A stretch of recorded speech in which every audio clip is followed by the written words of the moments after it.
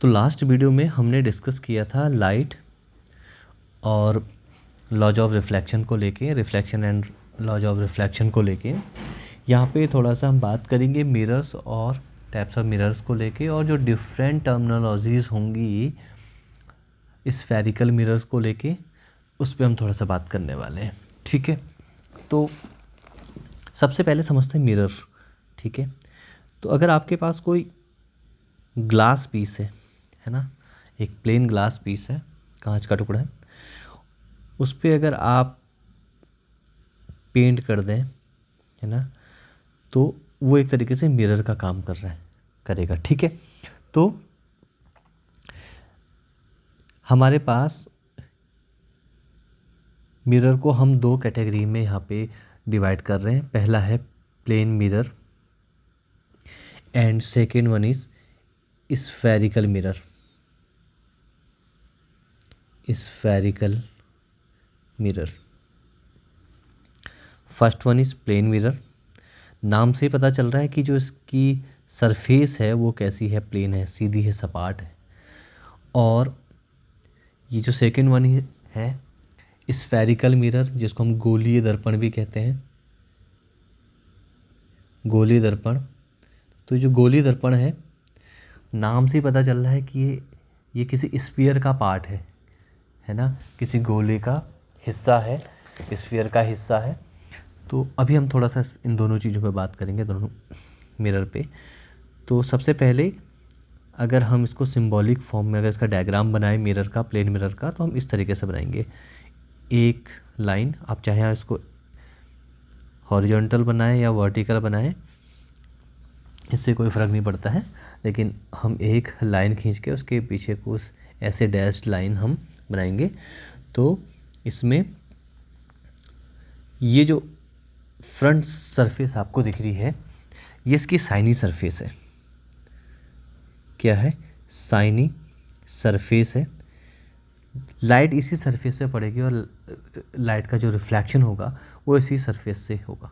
ठीक है, तो क्योंकि रिफ्लेक्शन इसी सरफेस से हो रहा है, इसी साइनी सरफेस से हो रहा है, तो हम इसको कह सकते हैं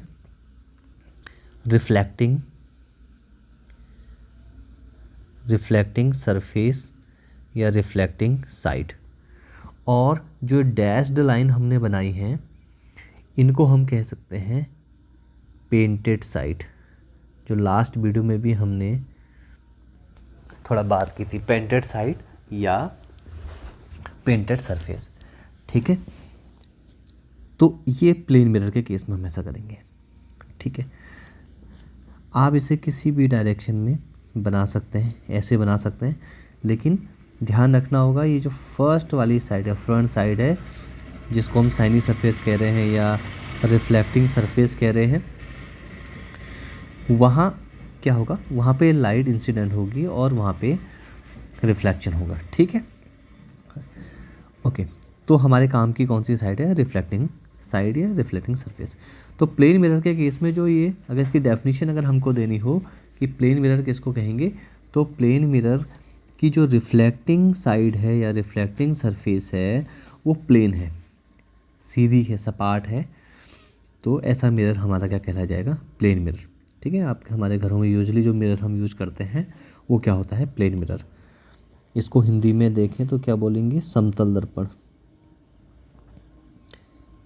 समतल दर्पण। ठीक है, दूसरे तरीके के जो मिरर हमारे पास हैं वो कैसे होते हैं? Spherical mirror. तो ऐसे मिरर जिनके रिफ्लेक्टिंग सरफेस कैसे हों? स्फेरिकल हों, कर्व्ड हों। whose reflecting surface are curved। ठीक है, अभी कर्व्ड कैसे होंगे या स्फेरिकल कैसे होंगे उसको समझते हैं। तो मान लीजिए ये मेरे पास कोई क्या है? स्फीयर है। तो अगर ये स्फीयर को अगर मैं इस तरीके से कट करूं कि मुझे दो कर्व्ड सरफेसेस मिल जाएं तो आप देखेंगे ये मुझे इस तरीके से दो कर्व्ड सरफेसेस मिल गई। तो अब मैं क्या कर सकता हूँ, इन पे अगेन पेंट कर सकता हूँ इस तरीके से।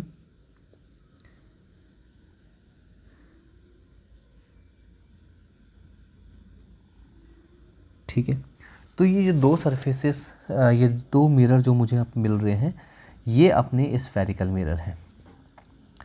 तो ऐसा मिरर जिसका जो रिफ्लेक्टिंग सरफेस है, अगर वो सामने से उठा हुआ है, अगर आप इस केस में देखेंगे तो सामने से इसका जो रिफ्लेक्टिंग सरफेस है ये क्या है, उठा हुआ है। तो ऐसे मिरर को हम कहेंगे कॉन्वेक्स मिरर। इसका जो रिफ्लेक्टिंग सरफेस है, शाइनी सरफेस है, ये सामने से उठा हुआ है। ठीक है, तो ये तो हो गया कॉन्वेक्स मिरर। इसको हिंदी में कहते हैं उत्तल दर्पण। और ऐसा मिरर जिसका रिफ्लेक्टिंग सरफेस अंदर की ओर, एक जैसा केव होती है, गुफा होती है, या धंसा हुआ हो, अंदर की ओर हो, ऐसा मिरर अपना क्या हो जाएगा, कॉनकेव मिरर। इसको क्या कहेंगे, अवतल दर्पण। तो अभी हमने देखा कि हमारे पास मोटे तौर पे दो टाइप्स के मिरर हो गए। एक को हम कह रहे हैं plane mirror, second one is spherical mirror. Spherical mirror भी दो टाइप्स के हो गए, first is convex mirror, second one is concave mirror. Definition अगर देखी जाए तो प्लेन मिरर का जो रिफ्लेक्टिंग सरफेस है वो एकदम प्लेन है, जबकि जो स्फेरिकल सरफेस है उनके जो रिफ्लेक्टिंग सरफेसेस हैं वो कैसे हैं, कर्व्ड हैं। कैसे हैं, कर्व्ड हैं। ठीक है, और उनमें भी कैसे कर्व्ड हैं, जो कॉन्वेक्स मिरर है उसका जो रिफ्लेक्टिंग सरफेस है वो उठा हुआ है बाहर की ओर, है ना, बल्ज है। और जो अपना कॉनकेव मिरर है उसका जो रिफ्लेक्टिंग सरफेस है वो आपको अंदर की ओर मिलेगा, है ना, अंदर की ओर बल्ज है, तो दबा हुआ है जैसे कोई केव होती है। तो इस तरीके से अपने पास क्या हो गया, ये दो तरीके के, तीन तरीके के मिरर अपने पास हो गए। ठीक है, तो अभी हम आगे जो भी स्टडी करने वाले हैं वो स्फेरिकल मिरर पे ही करने वाले हैं, और इनसे रिलेटेड डिफरेंट टर्मिनोलॉजीज़ को अभी हम यहाँ पे डिस्कस करेंगे। ठीक है, तो चलिए, तो इस वाले पार्ट में अभी हम जो स्फेरिकल मिरर हैं, जो भी हमने पढ़े थे कॉन्वेक्स और कॉनकेव, उनको लेके जो डिफरेंट टर्मिनोलॉजीज़ हैं उनको अभी हम यहाँ पे डिस्कस करेंगे। ठीक है, तो मान लीजिए अभी हमारे पास ये अपना कॉनकेव मिरर है। ठीक है, ये पीछे हमने इसको पेंट कर दिया है। ठीक है, तो ये तो बैक साइड है इसकी, जो कि अपनी पेंटेड साइड है। ठीक है, और ये जो फ्रंट साइड है ये कौन सी साइड हो जाएगी, रिफ्लेक्टिंग साइड। ठीक है, तो सबसे पहले इसमें एक टर्म आता है। तो मान लीजिए ये जो स्फेरिकल मिरर हैं, क्योंकि नाम से ही पता है ये किसी न किसी स्फीयर का हिस्सा रहे होंगे, है ना। तो अगर मान लो हम इसको ऐसे विजुलाइज करें, इसको ऐसे इमेजिन करें कि ये कहीं ना कहीं कोई एक स्फीयर रहा होगा, और स्फीयर में हम जानते हैं कि उसका एक सेंटर भी होगा।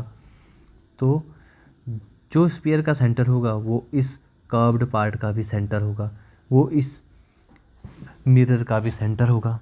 तो पहली चीज़ जो हमारे पास आती है वो आती है इसका सेंटर। तो क्योंकि ये कर्व का सेंटर है तो हम इसको बोलेंगे centre of curvature. Centre of curvature, वक्रता केंद्र, वक्रता केंद्र, because this is the centre of a curve, है ना। अभी ये स्फीयर नहीं है, सेंटर का। सेकेंड, हम ये जानते हैं कि अगर किसी स्फीयर के सेंटर से या किसी सर्कल के सेंटर से उसके सरकमफेरेंस पे एक लाइन कनेक्ट कर दी जाए तो वो उसका क्या कहलाती है? रेडियस। ठीक है, तो जो ये आर है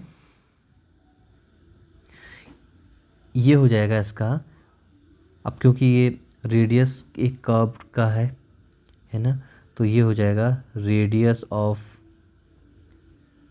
कर्वेचर, रेडियस ऑफ कर्वेचर। ठीक है, सी हो गया सेंटर ऑफ कर्वेचर, आर हो गया रेडियस ऑफ कर्वेचर। और ये जो मिरर है, इस मिरर का एक सेंटर का पार्ट ले लेते हैं, इसको हम बोलते हैं पोल को हम रिप्रेजेंट करते हैं पी से।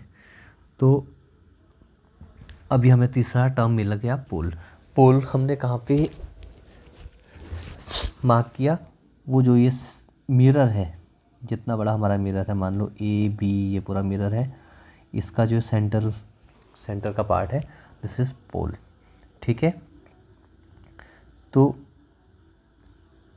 अब एक नया टर्म यहाँ पे जुड़ जाता है विच इज़ एक ऐसी इमेजिनरी लाइन जो सेंटर और पी से होके जाए उसको हम कहते हैं प्रिंसिपल एक्सिस,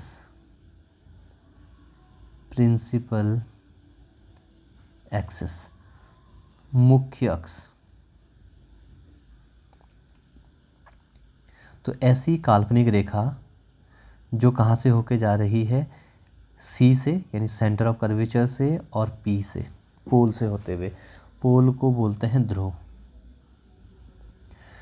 ठीक है, तो अभी हमारे पास 4 चीज़ें हमने देखी यहाँ पे। फर्स्ट वन इज सी, जिसको हमने वक्रता केंद्र बोला, centre of curvature. Second one is R, radius, तो यहाँ पे कर्वेचर का है तो radius of curvature. And then P is pole and imaginary line which is called principal axis.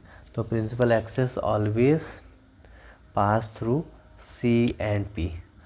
तो ये कुछ चीज़ें हैं जो टर्म्स हैं जो स्फेरिकल मिरर से रिलेटेड हैं।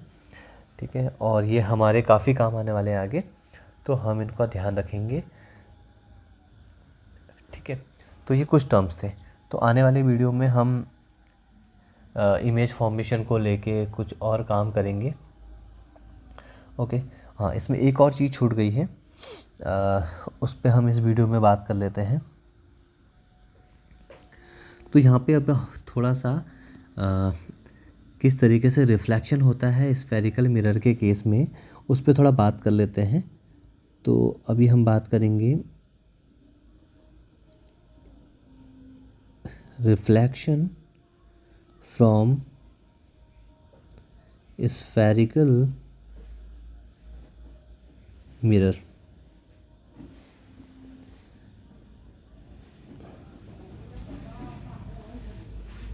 ठीक है, तो सबसे पहले मान लीजिए हमारे पास अभी कॉनकेव मिरर को ही ले लेते हैं। This is concave mirror. Okay, ये अपनी प्रिंसिपल एक्सिस होगी PA। ये पॉइंट अपना क्या हो गया? पोल। यहाँ पे क्या आ जाएगा? सॉरी, थोड़ा दूर बना लेते हैं, ये अपना C आ गया।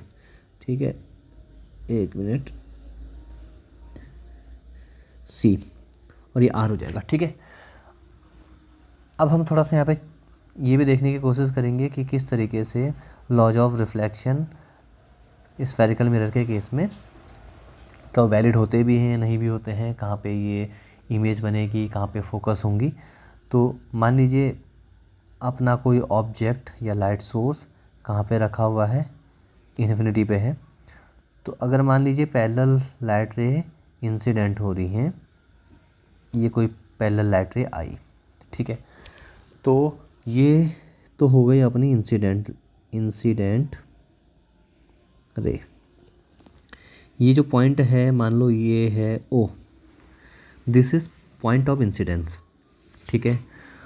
अब क्वेश्चन आता है कि लाइट रे जाएगी कहाँ, ये यहाँ जाएगी या यहाँ जाएगी, कहाँ जाएगी, या सीधे वापस ऐसे चले जाएगी, ऐसे कहाँ जाएगी, है ना, इसका क्या रूल होगा, तो वही अभी हम डिस्कस करने वाले हैं, ठीक है। तो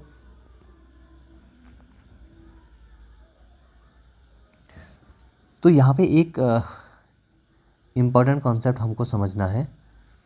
सबसे पहले जब भी कर्व्ड सरफेस की बात होगी या स्फेरिकल मिरर की बात होगी, तो इस केस में हमको एक चीज़ ध्यान रखनी है कि नॉर्मल कहाँ से ड्रॉ होगा। तो नॉर्मल हमेशा ड्रॉ हम करेंगे सेंटर से।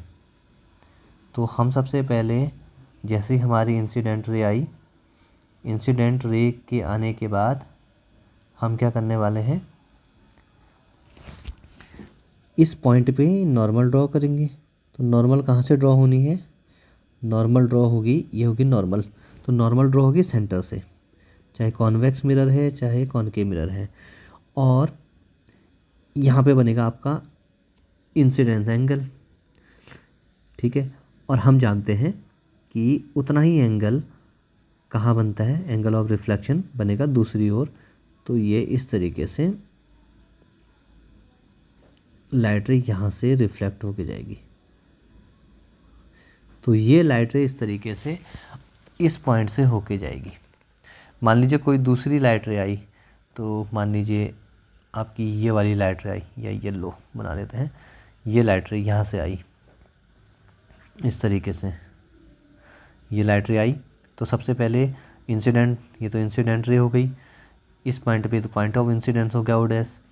यहाँ पे सबसे पहले हम क्या करेंगे, नॉर्मल ड्रॉ करेंगे। तो नॉर्मल ड्रॉ हो गया, तो नॉर्मल ड्रॉ में ये तो बन गया आई, तो आर इस साइड बन जाएगा उतना एंगल। तो ये कहाँ से जाएगी, यहाँ से होके जाएगी। तो आप देख रहे हैं कि यहाँ पे लॉज ऑफ रिफ्लेक्शन वैलिड है। किस केस में, स्फेरिकल मिरर के केस में भी लॉज ऑफ रिफ्लेक्शन क्या हो रहे हैं, वैलिड हो रहे हैं। तो यहाँ पे आपका ये दोनों रे मिल रही हैं आफ्टर रिफ्लेक्शन। तो यहाँ पे आपका क्या हो रहा है, या ये कह सकते हैं कि यहाँ पे वो फोकस हो रही है।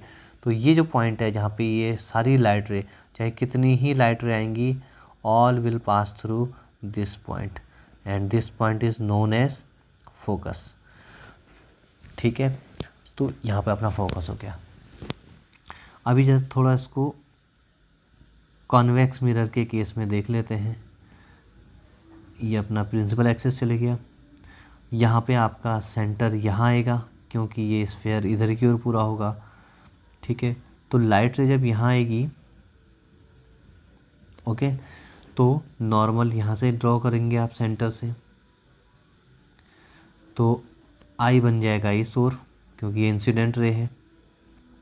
तो आर बनेगा नॉर्मल के दूसरी ओर, तो लाइट रे यहाँ से होके जाएगी। सॉरी, ये थोड़ा सा कुछ टेढ़ी हो चुकी है। ये क्या हो जाएगी, इस तरीके से रिफ्लेक्टेड रे। तो रिफ्लेक्टेड रे इस तरीके से बाहर निकलेगी।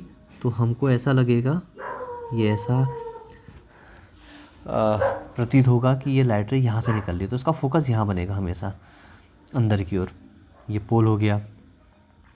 अगर मान लो लाइट रे यहाँ से आई, तो आपकी लाइट रे हमेशा इधर की ओर निकलेगी, और जब आप इसको पीछे बढ़ाओगे तो ये यहाँ पे मिलेंगी।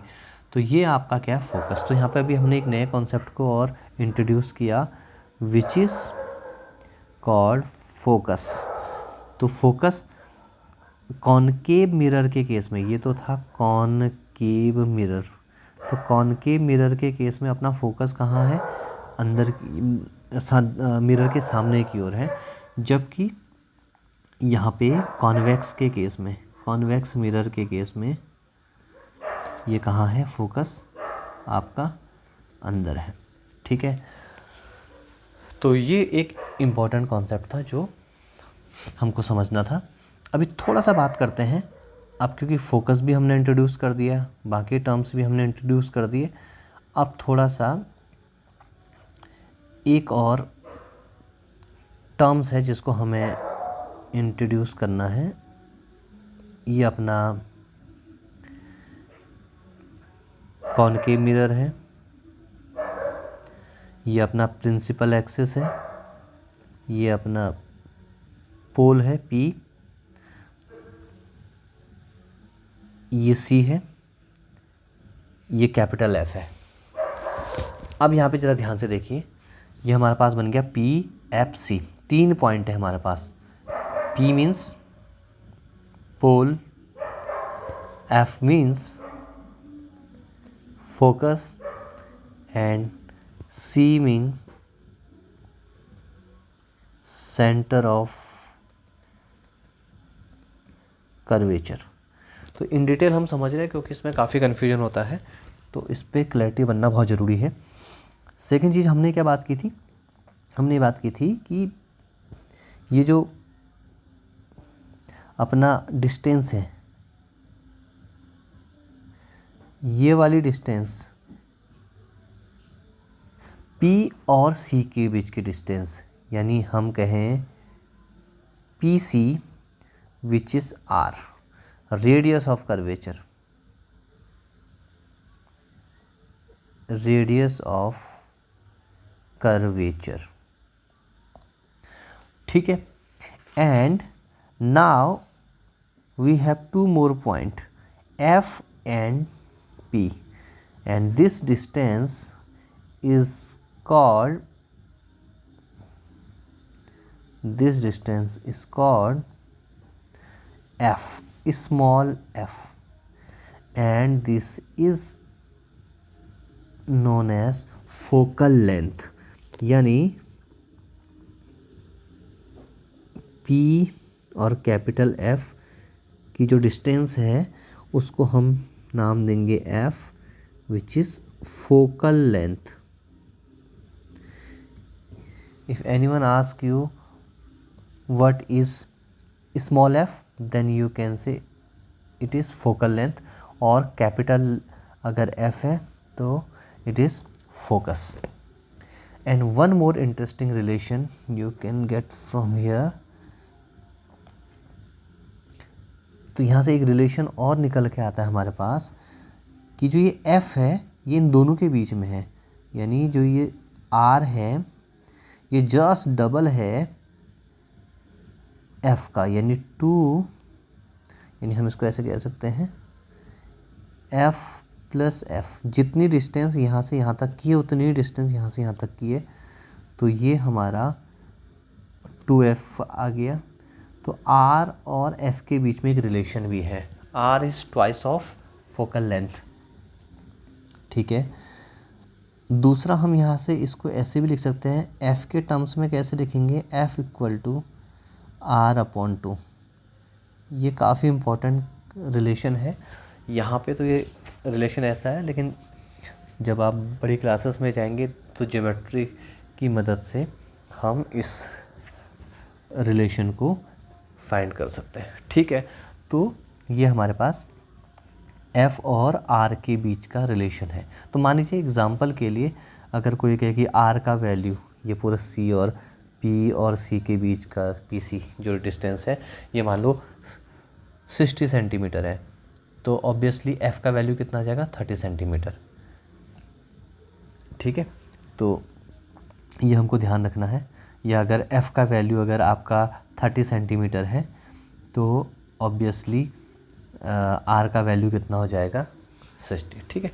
तो जस्ट R जस्ट डबल होता है फोकल लेंथ का, ठीक है। तो ये एक कंसेप्ट था। अगर इसका न्यूमेरिकल करना है तो हम कर सकते हैं।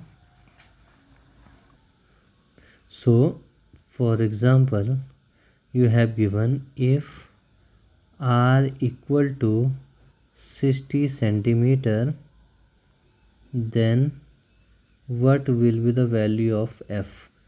So you know that the relation of R equal to 2F, or you have to you have to calculate the value of f, then you can write r upon 2. So what is the value of r? 60 centimeter and upon 2, so the answer will be 30 centimeter. So इस तरीके से आप इनका value calculate कर सकते हो, ठीक है। तो आने वाले वीडियोज़ में हम और बाकी चीज़ों पे डिस्कस करेंगे और इसके बाद हम सीधे रे डायग्राम पे बात करेंगे, ठीक है। कुछ इमेज फॉर्मेशन को लेके जो स्फेरिकल मिरर से किस तरीके से इमेज फॉर्म होती है उन पे बात करेंगे और रे डायग्राम पे मेनली बात करेंगे, ठीक है। तो नेक्स्ट वीडियो काफ़ी इंपॉर्टेंट होने वाला है क्योंकि हम फर्स्ट टाइम रे डायग्राम को समझने वाले होंगे, किस तरीके से इमेज बनती है, कहाँ बनेगी, है ना। तो ये सारी चीज़ें हम डिस्कस करने वाले हैं। तो चलिए मिलते हैं नए वीडियो में।